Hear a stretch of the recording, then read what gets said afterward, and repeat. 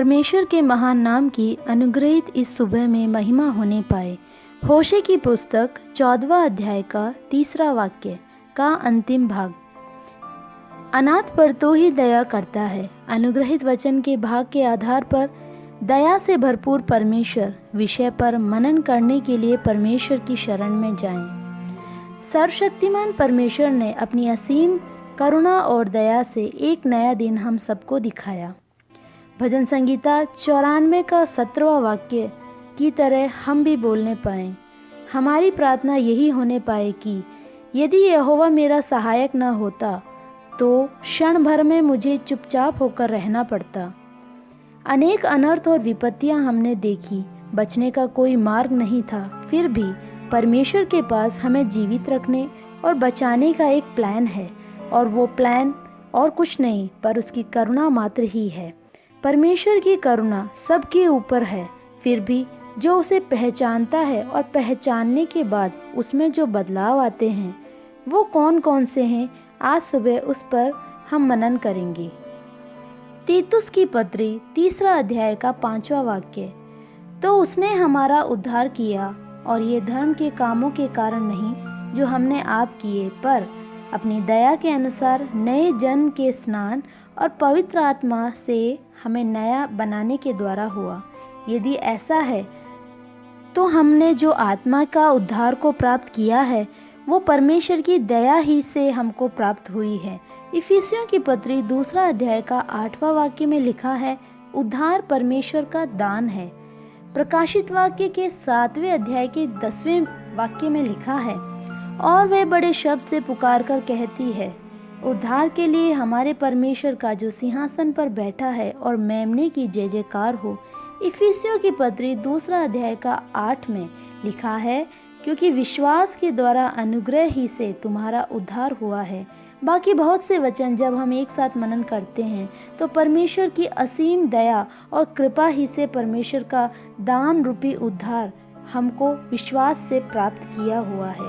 इसलिए परमेश्वर की दया की संपन्नता हमारे उद्धार का कारण होना चाहिए, नहीं तो इस भूमि पर एक मनुष्य के रूप में जन्म लेकर जीवन जीकर और मृत्यु को प्राप्त करने से कोई फायदा नहीं होगा।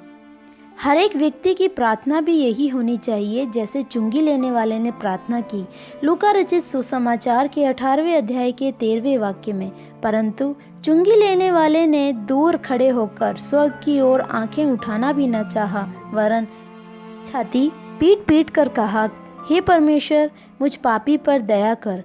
आगे के वचन हमें यह सिखाते हैं कि परमेश्वर की दया से उसने उद्धार पाया और धार्मिकता के साथ अपने घर वापस चला गया। प्रियो, परमेश्वर की दया ही से हमें समय समय पर धूप और वर्षा मिलती है, हमें बढ़ोतरी बढ़ती सब कुछ मिलती है।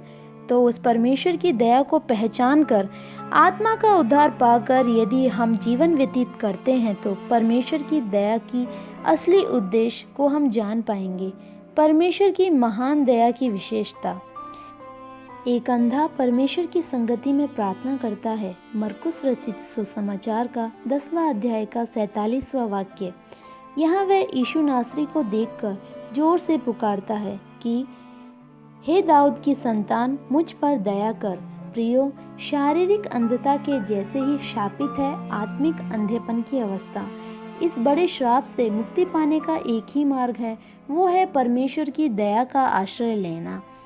वो हृदय में विश्वास कर, उस अंधे ने दाऊद के पुत्र मुझ पर दया कर, ऐसा वो पुकारता है।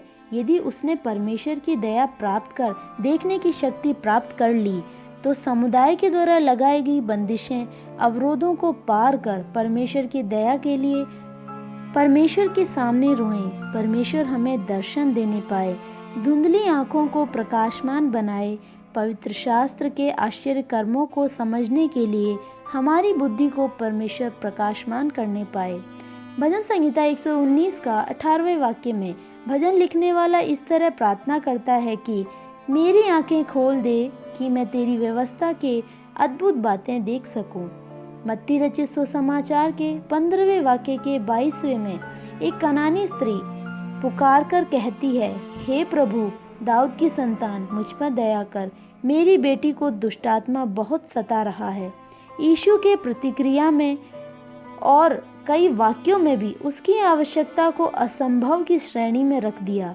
तो भी यीशु मसीह की दया के लिए वो निरंतर रोती रही, इसलिए उसको दया प्राप्त हुई और उसकी बेटी ने चंगाई को प्राप्त किया। प्रियो, यीशु की दया कभी खत्म नहीं होती क्योंकि वो दया का धनी है। इसलिए गहराई से विश्वास करें, अपने विषयों के लिए पास न जाकर बस मन की गहराई से पुकारें।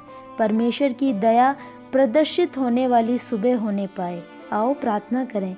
परमपिता परमेश्वर, आपकी दया को हम व्यक्तिगत तौर पर अनुभव कर आत्मा का उद्धार पाकर दर्शन देखने वाले बन सकें और आगे बढ़ सकें। आमीन।